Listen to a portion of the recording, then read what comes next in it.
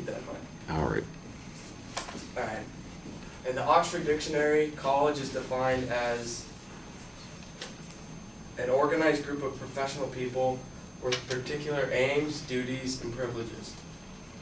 One of the huge privileges of college, not necessarily Fullerton College, but D1 schools and D2 schools, is they get to play NCAA sports. And when you're at college, everyone's working hard and scrupulous hours to try and maintain a degree that will get them set up for the rest of their life.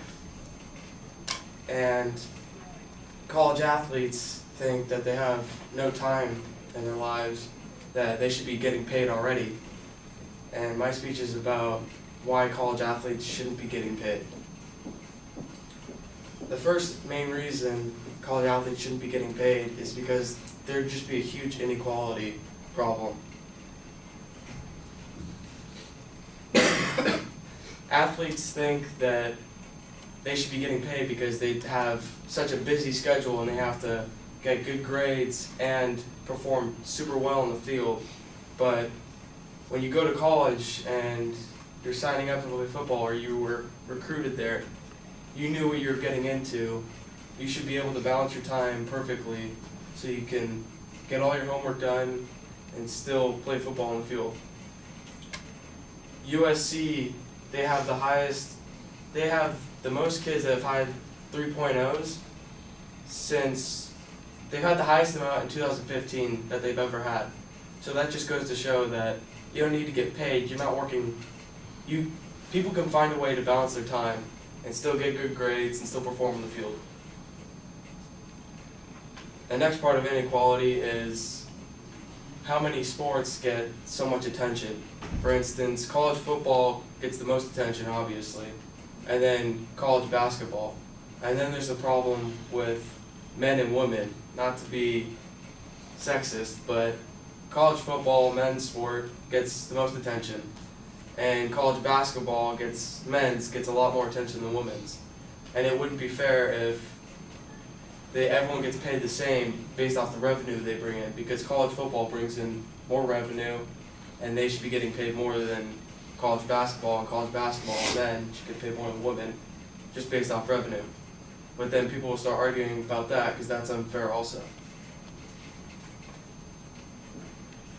And also, there's 99 players on the USC men's football roster, and it wouldn't be fair if, say, the backup quarterback is getting paid the same amount as the starting quarterback. Yes, they work the same amount up until the season, but the backup quarterback does just about nothing the whole season unless someone gets hurt. And it just wouldn't be fair if he got paid as much as the starting quarterback. But then you'd have to start divvying up all the money, and at that point it just gets lost in translation. And the next point is, student athletes already receive benefits. You get a scholarship to go there for free. You get free meals, free clothing, free dorm. You get free everything. If you're a D1 athlete, the coach takes care of you. You don't have to worry about anything. And also, if we did that, if we started paying student athletes, there'd be no point for professional sports. Guys wouldn't go straight to the NFL or straight to the NBA. The one and done thing about the NBA is the top athletes will go to college for 1 year and then go to the NBA. But if you're already getting paid at college, there's no point to go to the NBA right away. You might as well finish your 4 years out and get your degree. For instance, LeBron James or Kobe Bryant wouldn't have been in the league for 20 years if he went to college for 4 years. He didn't go to college at all. And look at him.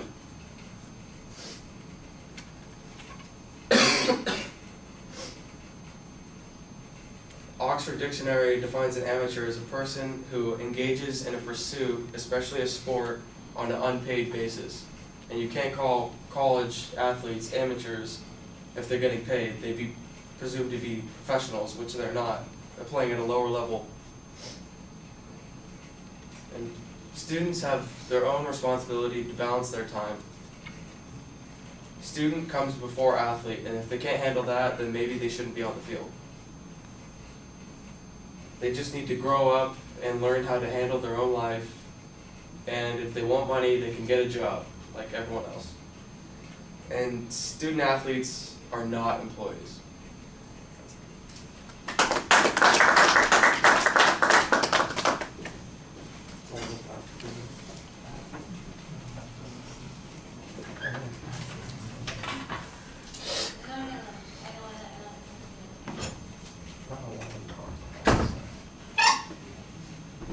Huh?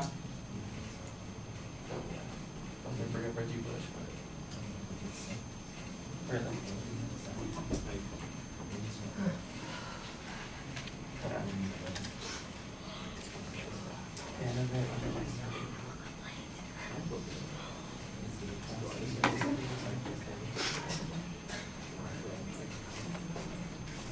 How was football get old?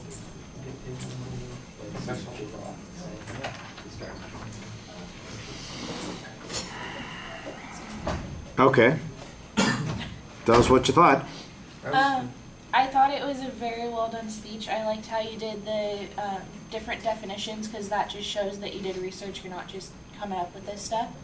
And then I thought it was kind of funny how you did USC, because that would get more attention than UCLA or something else like that.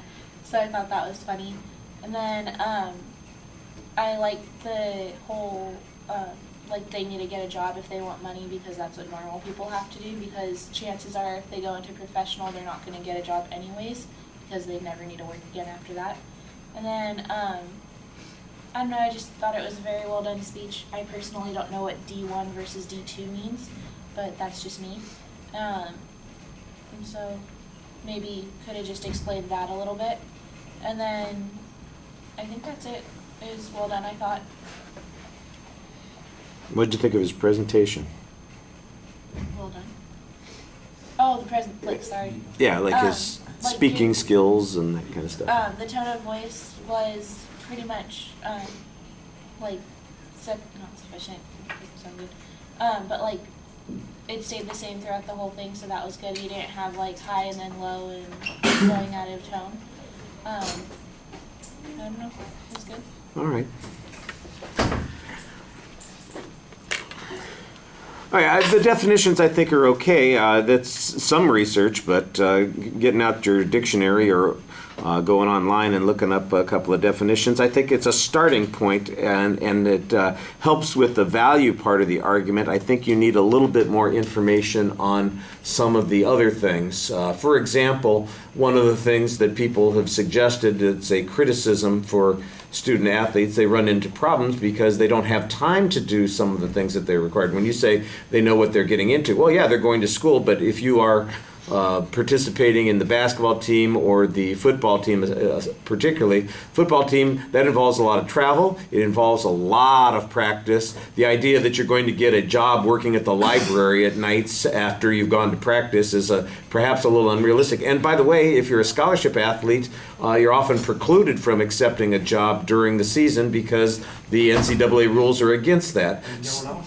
Well, that's what you need to be able to say, but you need to talk about that, and that's what I'm saying. I think you need a little bit more context going on here. You need to explain a little bit more why it is that you're having to make this argument in the first place, that there has been a movement, that there are a whole bunch of people who've suggested that we pay college athletes, that we do this, and your argument is that this would be unfair and basically unworkable, and it's unfair because we wouldn't know what to pay people, and it's unworkable because it would produce problems or it would have some negative consequence to us. I think you also need a little bit more organizational structure. You've got the fairness issue comes up repeatedly in a couple of places, and I don't think that that's a bad argument, especially when you talk about people at a particular level, like you got 85, 99 athletes on the football team, for instance. Do you pay them all the same? Or are they going to get paid based on performance like they are professionals? The idea of maybe giving people a stipend is something that I think could be evaluated as whether or not that's a good idea or a bad idea, which is a little bit different than paying somebody to play the game. All right, so for example, as part of their scholarship, if they had a stipend that would allow them to do certain kinds of things, go out to dinner occasionally, see a movie, have a social life, that sort of thing. But that's a lot different than saying, well, the SC football team brought in $120 million in revenue this year, and we're going to have revenue sharing. And we're going to take $12 million of that and do revenue sharing with the players. And so based on their performances, we're going to give them different. I think there's a good reason to say that we shouldn't be doing that, and you get a little bit of that. At the end when you were talking about how one and done would go away, I'm going, and why is that a bad thing? You've got the two examples of athletes who, Kobe didn't play at all, and I don't know if LeBron did a year, and then was he one and done, or he didn't even play?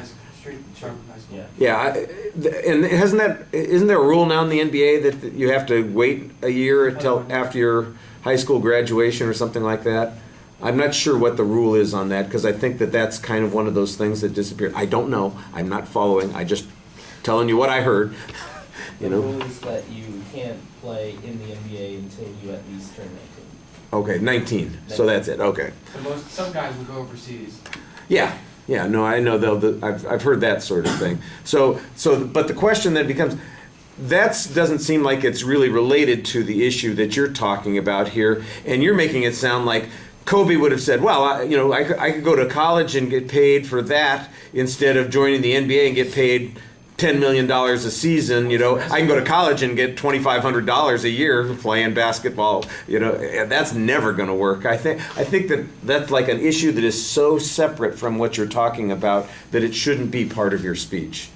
It doesn't really fit your argument here. The better argument are the problems that come up that I heard somebody mention Reggie Bush under their breath over there.